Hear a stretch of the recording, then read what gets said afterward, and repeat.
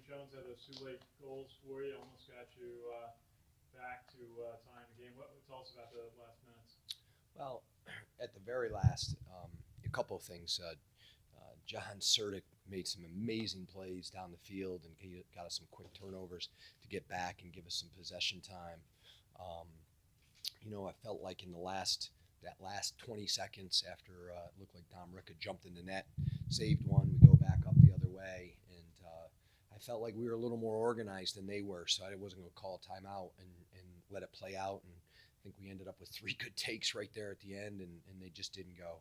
Um, you know, uh, Rarely do I speak this way with my team as I did in the locker room, but you know, um, after a loss, just I talked about how proud I was of them. I was standing on the sidelines.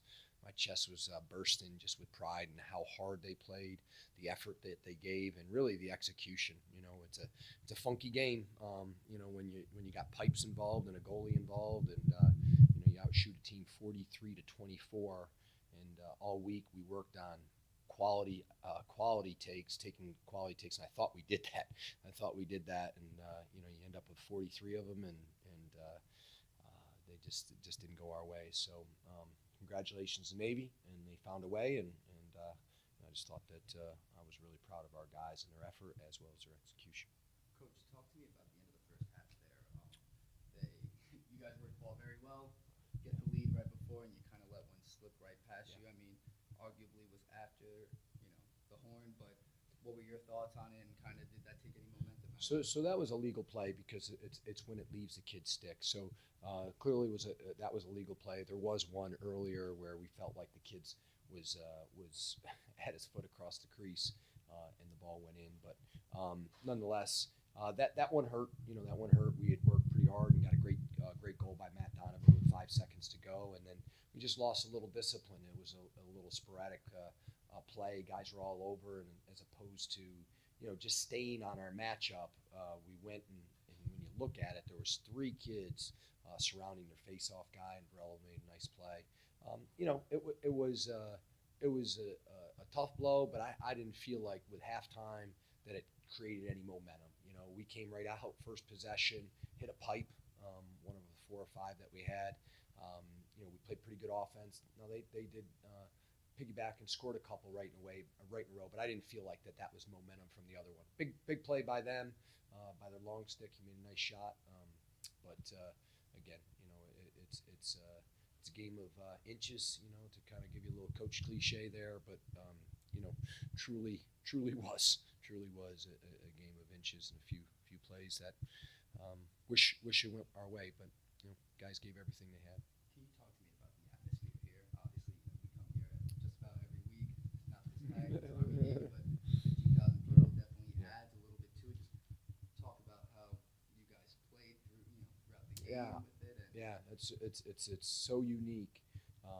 We go up to the Carrier Dome and play in front of a couple 3,000, and with a winter like this, most of our games were sitting at 1,000 people or something like that, and they're all too cold to cheer anyway. So you get into this atmosphere, 15,000 people. Great job by our athletic department and marketing this thing and getting it to where it is a really outside of football, it's a huge event. It's as big an event as there is. And again, I thought our guys did a great job of just playing with great poise.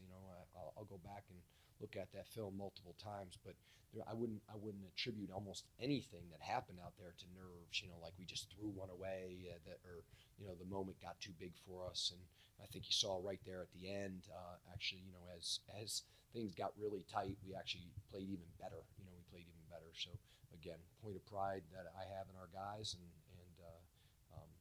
just came up short. Coach, you have a senior class now that never got to experience beating Navy. Is there anything I don't think they've won in their 4 years? Actually, they have. They've won twice. So in the Patriot League tournament twice. We knocked them off twice in the Patriot League tournament. So it's difficult. The star game means a lot to them. It's and to have that happen for our guys at one time in overtime, and the other one goal game here where I felt like we were pretty deserving of winning. Difficult in a couple fourth quarter losses also. So it just came up short, and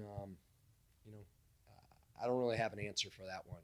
A lot of different casts of characters, different scenarios, different games, and I know they're hurting.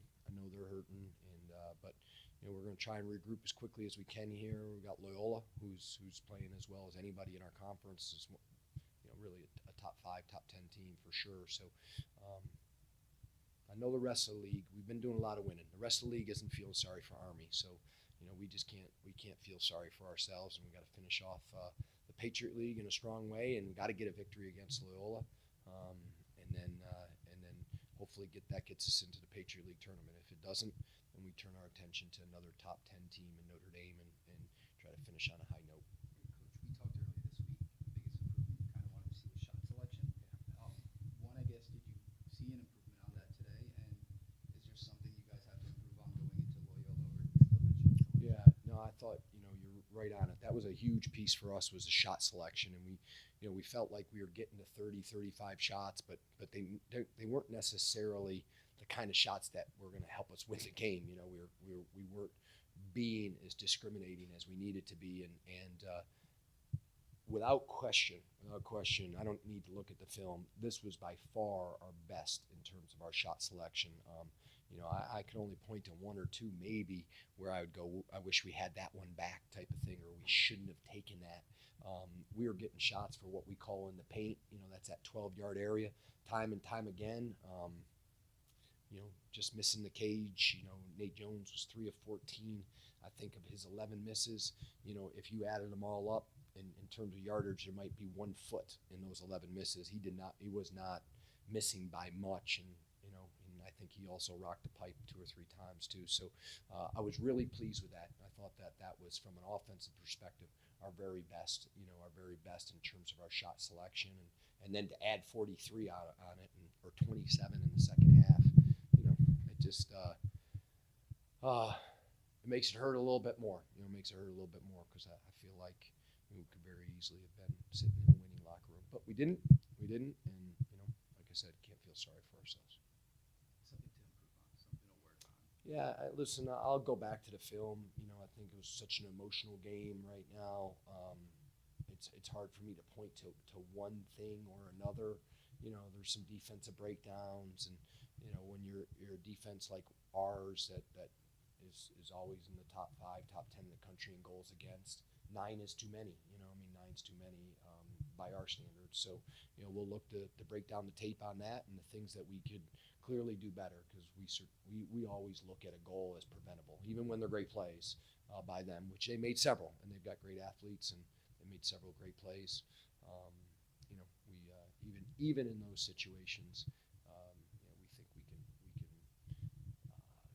deny it. So we'll look at that, and again, we're going against the best offense in the country, and one of the best offenses in the country, certainly the best offense in our league next week on Friday. So